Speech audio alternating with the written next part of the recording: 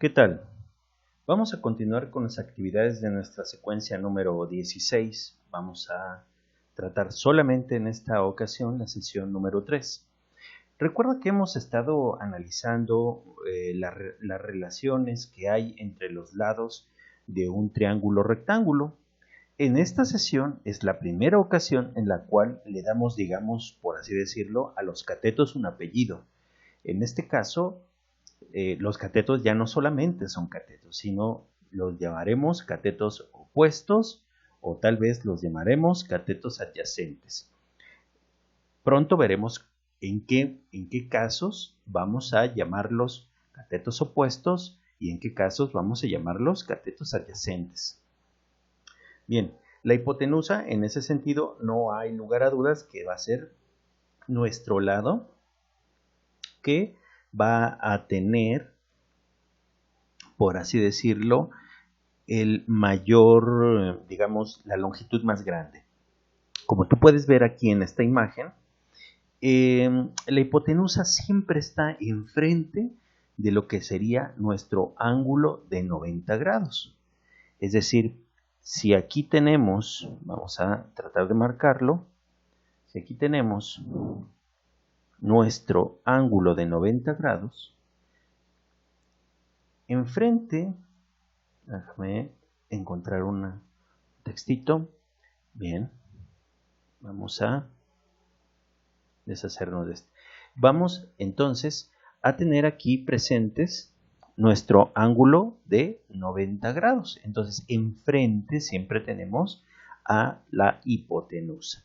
Ahora, ¿por qué se llama cateto opuesto? Opuesto es que está enfrente de algo.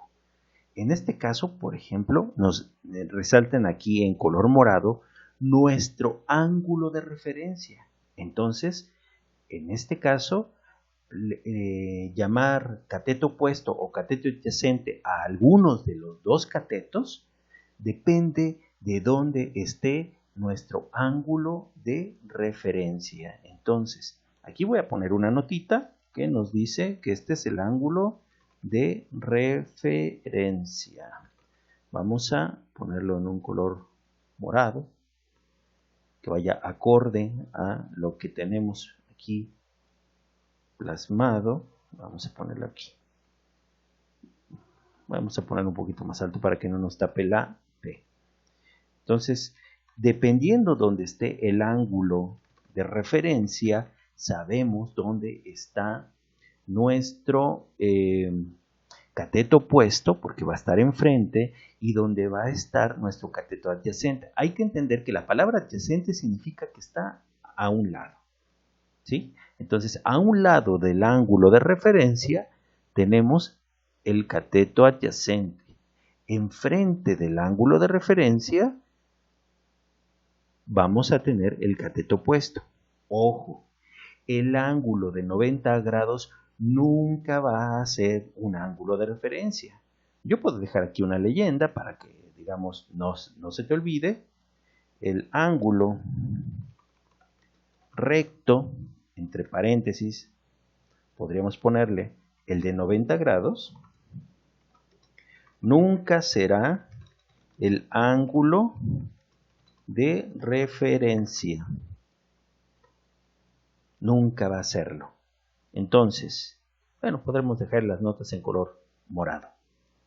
Bien, entonces aquí lo que tenemos que, o debemos de tener muy claro, que la hipotenusa nunca va a ser un cateto. Nunca, nunca, nunca. Por eso es que el ángulo de 90 grados nunca será el ángulo de referencia. El ángulo de referencia puede ser, por ejemplo, como en este caso, como está en tu libro, el ángulo P, o puede ser el ángulo Q, ¿sale? En este caso, así como está el libro, te está planteando que el ángulo P, por ejemplo, aquí todas traen P, P, P, porque ese es el ángulo de referencia.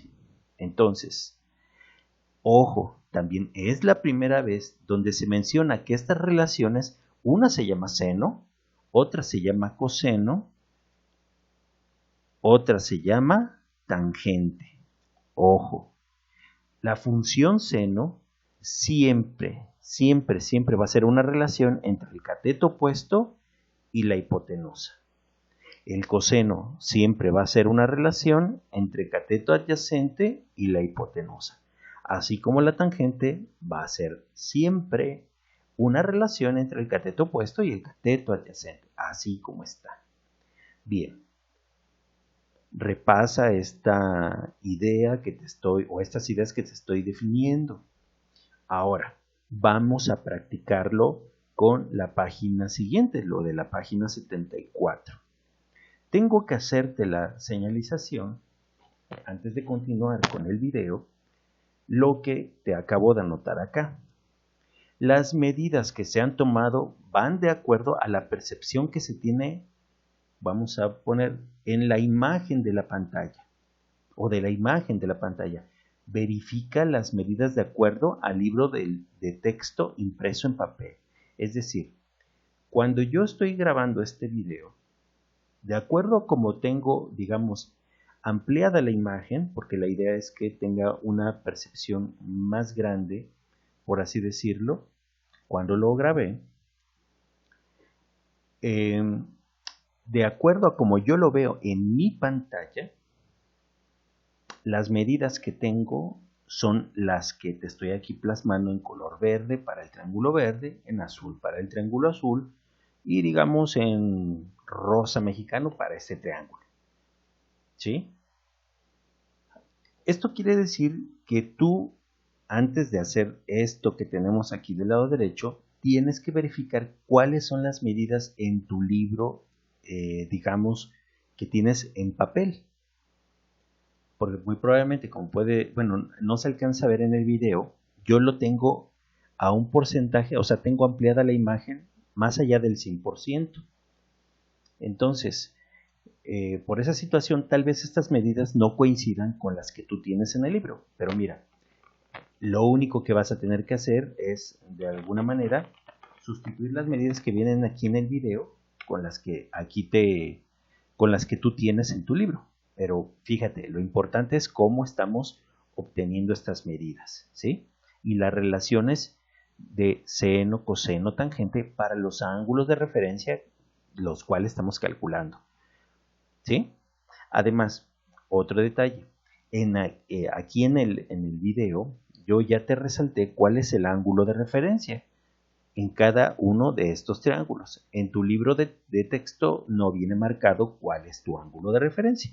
Por eso te dejé aquí marcado con una curvita ese ángulo de referencia. Bien, dicho esto, vámonos a lo que serían determinar las funciones trigonométricas para cada uno de estos triángulos. Bien, en este caso, por ejemplo, si este es mi ángulo S, que son estas tres primeras medidas, el triángulo, digamos, de color rosa mexicano, me indica que la función seno se obtiene de relacionar el cateto opuesto sobre la hipotenusa. ¿Sí?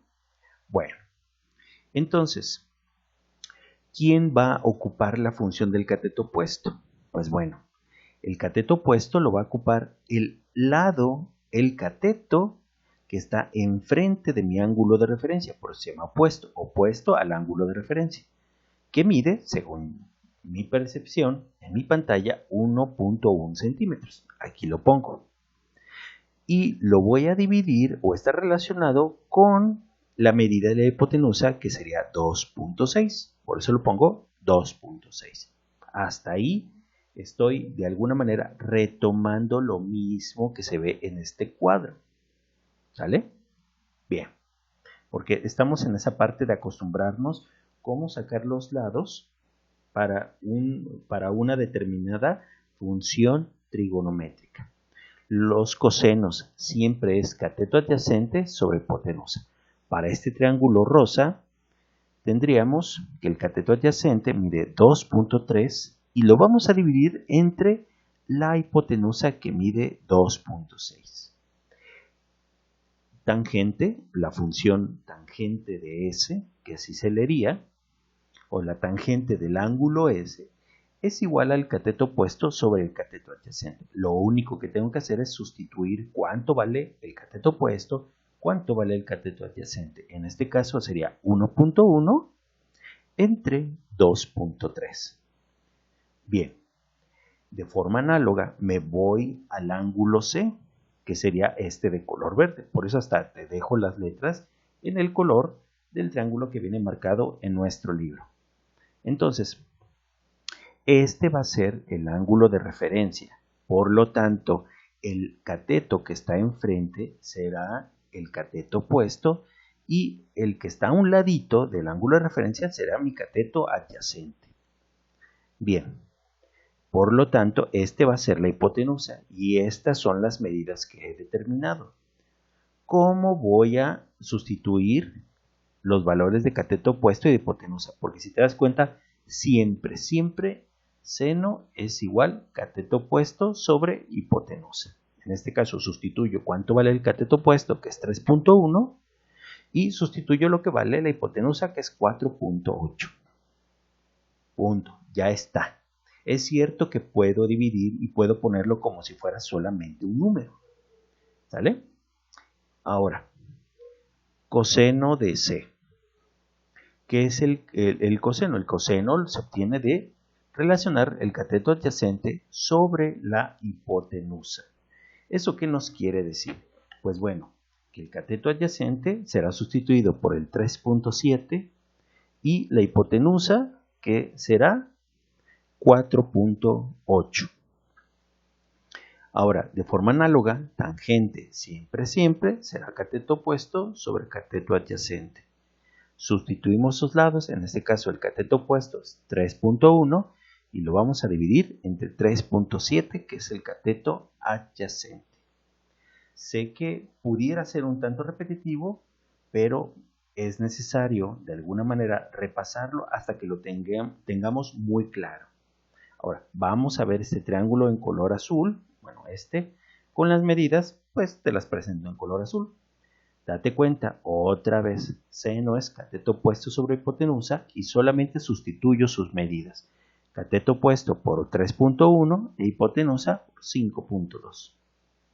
De forma análoga, el coseno de G, que en este caso, como este es el ángulo de referencia, el cateto adyacente, es decir, que está al ladito, sería este, y la hipotenusa, esa no cambia. La hipotenusa siempre está enfrente del ángulo de 90 grados. En este caso sustituimos cateto opuesto por 3.1 y en el seno 3.1 y la hipotenusa 5.2. En el coseno sería cateto adyacente, que vale 4.2, y la hipotenusa, que vale 5.2. De forma análoga, tangente otra vez, cateto opuesto sobre cateto adyacente. ¿Cuánto vale el cateto opuesto? Pues vale 3.1. ¿Cuánto vale el cateto adyacente? Pues 4.2. Punto. Ahora, podríamos decir, oye, sería bueno que nos pusieran 6 triángulos. Bueno, habrá alumnos que sí requieran de más ejemplos para poder, digamos, tener mucho más claro dónde está el cateto opuesto, dónde está el cateto adyacente. No te desesperes. Si tienes duda, déjanos algún comentario, ahora sí que en la caja de comentarios, sobre si deseamos o deseas ver algún otros ejemplos. ¿Sale? Pero bueno, el punto es que en este caso, este ejercicio contempla 3 triángulos, porque pues de alguna manera considera que 3 triángulos es la suficiente experiencia para de alguna manera tener muy clarito cómo ubicar los elementos de cada función trigonométrica. Pero por algo se vuelve hasta cierto punto repetitivo. ¿Por qué? Porque en realidad nunca cambian las relaciones para obtener seno, coseno y tangente. ¿Sí? Lo único que cambian son las medidas de nuestros triángulos. Ahora, vamos a ver un ejercicio que está muy llamativo. En este caso, del número 3. Dice que hay un triángulo rectángulo. No está dibujado aquí. Pronto te lo mostraré. Dice que el triángulo tiene, digamos, los vértices llamados M, N y P. Se sabe que el ángulo recto está en N. O sea, el vértice N es el de 90 grados. que el cateto NP mide 6 centímetros y que el seno de M es igual a 3.5. Acuérdate, la función seno se obtiene relacionando lo que sería el cateto opuesto y la hipotenusa. Ojo, pon atención a esta imagen. Te estoy poniendo aquí en color rojo los datos. ¿Qué datos? Que el seno de M es igual a 3/5, por así decirlo, Acuérdate. ¿Qué quiere decir? Que el cateto opuesto es igual a 3 y la hipotenusa es igual a 5, según estos datos. Pero nos dice que hay un cateto que mide 6 centímetros. ¿Sale? Fíjate, si yo me quedo con la idea de que el cateto opuesto vale 3, ¿sí?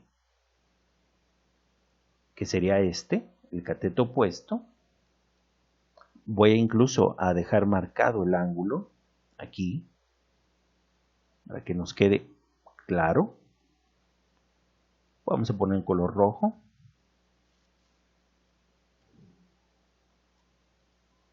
Ahí está. Bueno, es más. Vamos a dejarlo un poquito más marcado. Ok, ahí está. Este es mi ángulo de referencia. Quiere decir entonces que este sería el cateto opuesto, así como están los datos. Ojo, ponte buzo, caperuso. Este va a ser mi hipotenusa, que siempre está enfrente de mi ángulo de 90 grados. Aquí en este programa llamado GeoGebra, los ángulos de 90 grados automáticamente se pone en forma de cuadrito, el ángulo de 90 grados. Por supuesto que lo podemos dejar marcado. ¿Cuánto vale? Por ejemplo, podemos dejar marcado su valor. Fíjate que aquí está los 90 grados. ¿Sale? Bien, por eso este se llama cateto opuesto. Entonces, oye, ¿pero no se supone que uno de los catetos mide 6 centímetros? Porque yo esto lo hice con el programa GeoGebra y yo estoy seguro que esta medida vale 5. Esta yo no la puse solamente el 5 porque sí. El programa, cuando yo hago cálculos, por ejemplo aquí yo determino que hay una circunferencia y que ese radio mide 5 unidades. Entonces, si esto es cierto, este cateto en realidad debería medir 4, no medir 6. Oye, entonces el problema está mal. No, no está mal. Lo que pasa es que aquí está la explicación, aquí en esta parte. Se supone que yo estoy relacionando el cateto opuesto sobre la hipotenusa. No es que esté mal los 3/5. Lo que pasa es que la medida verdadera de este cateto opuesto, porque fíjate, aquí está el ángulo de referencia. Este ángulo de referencia. Vamos a poner un poco más grande. Vamos a ponerlo más grandecito. Aquí está. El ángulo de referencia es este. El ángulo M. ¿Sale? Entonces, lo que sucede es que es más grande el triángulo en realidad. El cateto opuesto mide 6 centímetros, que ahí sí coincide con el dato que me habían dado. ¿Sale? Entonces, si este vale 6, ¿la hipotenusa cuánto vale? Pues la hipotenusa debe valer 10. Si te das cuenta, son triángulos que serían, digamos, proporcionales. Entonces, yo tengo 6 décimos, por así decirlo, y yo le saco mitad al 6 y me queda un 3. Le saco mitad al 10 y me queda 5. Por eso es que yo puedo determinar que seno de M es igual a 6 décimos o 3/5. Entonces la medida real digamos, del cateto opuesto vale 6, del cateto adyacente es 8 y de la hipotenusa es 10. Ojo, ¿por qué? Porque en el libro me preguntaban o me pedían que diseñara en el cuaderno un esquema del problema. Yo intenté hacerlo con las medidas que me dieron inicialmente, pero no resulta porque esta parte no checa. ¿Cuál? Que el cateto, uno de los catetos, tiene que medir forzosamente 6 centímetros. Y según aquí los datos que yo tengo en color rojo, no coincide, no hay ningún lado de 6. ¿Está mal el problema? No, no está mal, sino que tenemos un triángulo, digamos, proporcional. En este caso sabemos que mide el doble sus lados, pero sus ángulos miden igual. Entonces, basándonos en esto, nos preguntan, oye, ¿cuánto mide entonces la hipotenusa?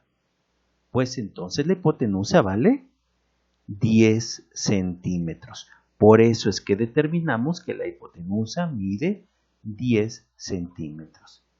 ¿Sí? Entonces, el punto número 4, bueno, lo único que nos pide es que verifiquemos, digamos con otros compañeros, si en la actividad 2 no llegaron a resultados iguales, pero sí muy aproximados. Comenta que se debe esto. Pues bueno, para esto necesitaríamos o deberíamos de tener, digamos, comparados los datos de uno y otro. En teoría, tus datos no deben variar mucho porque todos tienen el mismo libro de texto. Puede que varíe, no sé, 1 milímetro. ¿Por qué? Porque hay veces que las reglas, pues, por su diseño tienen algunos problemillas. En teoría, todas las reglas, todas las escuadras que están utilizando deberían de medir lo mismo. Pero lo que sí sabemos es que por cuestiones de diseño, no todas las marcas tienen los mismos estándares de calidad. Entonces, por eso es que aquí en el autor te marca que pueden ser muy aproximados, ¿sí? Entonces, de aquí nos plantean el punto número 5. Dice que en grupo reflexionemos acerca de por qué el sequet, que era una medida que se utilizaba en Egipto para determinar la tangente de un ángulo, y cómo es que con el uso de esta medida lograban que la inclinación siempre fuera la misma en las paredes laterales de las pirámides. Entonces aquí lo que nos preguntan es que si consideramos que la tangente del ángulo de la pirámide de Dahshur es mayor o menor que la de Keops. Pues bueno, esto sí sería más una cuestión de investigación más que de hacer un cálculo. En este caso, te podría decir que buscando en la información en algunas fuentes, porque esta pirámide y esta no es la misma. Entonces, se sabe que la pirámide de Keops tiene un ángulo de inclinación a lo largo de su trayectoria, es hasta parejita, y es de 51 grados, 50 minutos, 39 segundos. Ahora, la pirámide de Dahshur, que por ejemplo, si la buscas tal y como está escrita, ¿dónde está? Aquí está, Dahshur, está mal escrito, o al menos eso es lo que aparece en internet. Habríamos de buscar o de referir con esta H aquí.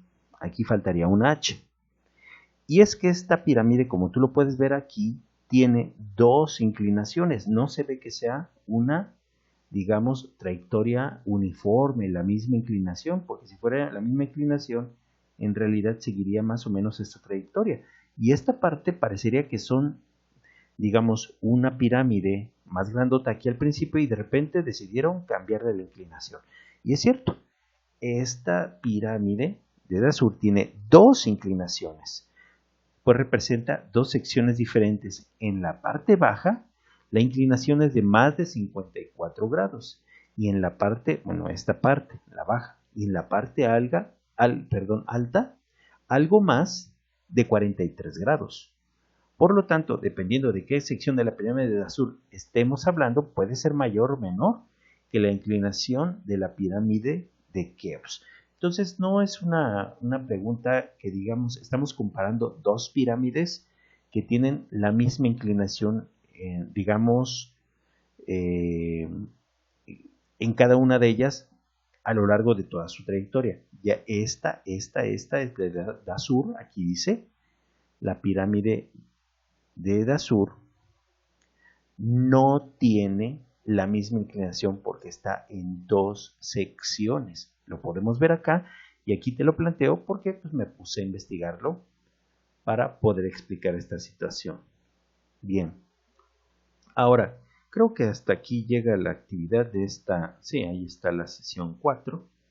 Vean los videos, estos recursos que pudieran estar disponibles, chéquenlos. O si tienes alguna duda, déjanos algún comentario, ¿sí?